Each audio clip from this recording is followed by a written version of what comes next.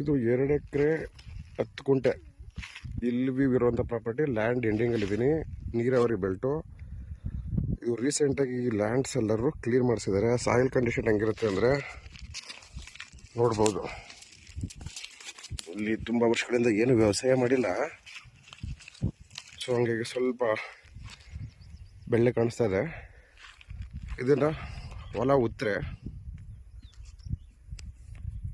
ಈ ಥರ ಬರುತ್ತೆ. ಸೊ ಇದು ಈಸ್ಟಿಂದ ವೆಸ್ಟ್ಗೆ ಡೌನ್ ಇದೆ. ಈ ಲ್ಯಾಂಡ್ ಬ್ಯಾಕ್ ಸೈಡಲ್ಲಿದ್ದೀನಿ ನಾನು. ಇಲ್ಲಿ ವ್ಯೂ ಪ್ರಾಪರ್ಟಿ ಬೇಕು ಅನ್ನೋರಿಗೆ ಹೇಳಿ ಮಾಡಿಸೋ ಜಾಗ.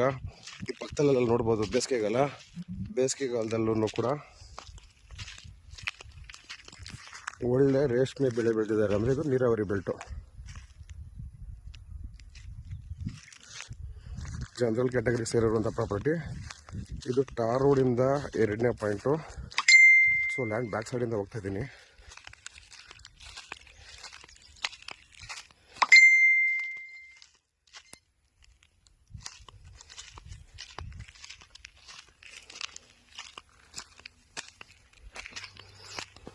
ಸೊ 2 ಎಕರೆ 10 ಗುಂಟೆ ಏನಿದೆ ಇದು, ಇದಕ್ಕೇನೆ ಲ್ಯಾಂಡ್ ಎಂಟ್ರೆನ್ಸು. ಸೊ ಇದು ಕಾಂಕ್ರೀಟ್ ರೋಡಿಂದ 2ನೇ ಪಾಯಿಂಟು. ಈತಲು ಸುತ್ತಲೂ ಇಲ್ಲಿ ಇರುವಂಥ ಪ್ರಾಪರ್ಟಿ 360 ಡಿಗ್ರಿನಲ್ಲಿ ಇಲ್ಲಿ ವ್ಯೂ ಇದೆ. ಇದು ಸೇಫ್ಟಿಗೆ ಅಂತ ತೊಂದರೆ ಇಲ್ಲ. ಇಲ್ಲಿಂದ 150-200 ಮೀಟ್ರಲ್ಲಿ ಊರಿದೆ ನೋಡಿ. ಪಕ್ಕದಲ್ಲಿ ಮನೆಗಳು ಕಟ್ಕೊಂಡಿದ್ದಾರೆ.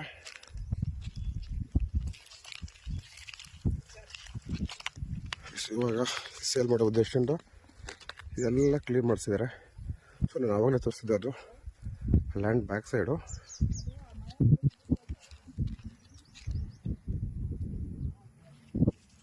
ನೋಡಿ ಉಳುಮೆ ಮಾಡಿದ್ರೆ ಈ ಪಕ್ಕದಲ್ಲಿ ಉಳುಮೆ ಮಾಡಿದ್ರೆ ನೋಡಿ, ಕೆಂಪು ಮಣ್ಣು ಈ ಥರ ಕಾಣಿಸುತ್ತೆ.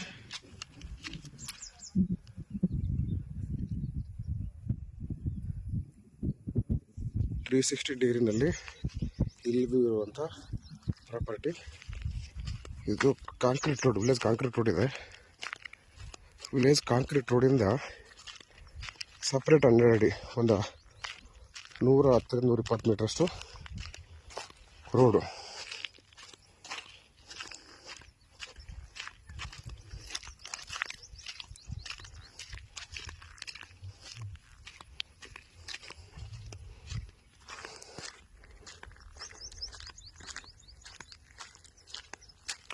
ಸೊ ಈ ಬೇವಿನ ಮರದಿಂದ ಲ್ಯಾಂಡ್ ಸ್ಟಾರ್ಟ್ ಆಗುತ್ತೆ.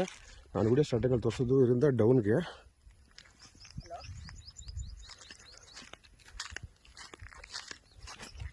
ನೋಡ್ಬೋದು ಸಾಯಿಲ್ ಕಂಡೀಷನ್. ಹೊಲ ಉತ್ತರೆ ಈ ಥರ ಕೆಂಪು ಮಣ್ಣು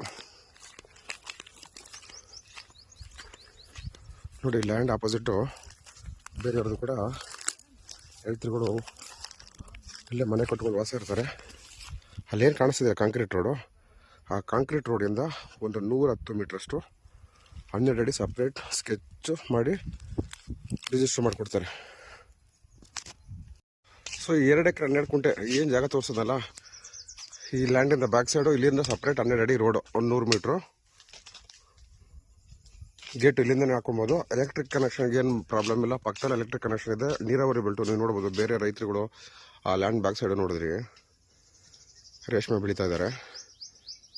ಸೇಫ್ಟಿಗೆ ಅಂತ ತಲೆ ಕೆಡಿಸ್ಕೊಳ್ಳೋಂಗಿಲ್ಲ. ಇಲ್ಲಿಂದ ಒಂದು 250-300 ಮೀಟ್ರ್ ಹೋದರೆ ಊರಿದೆ.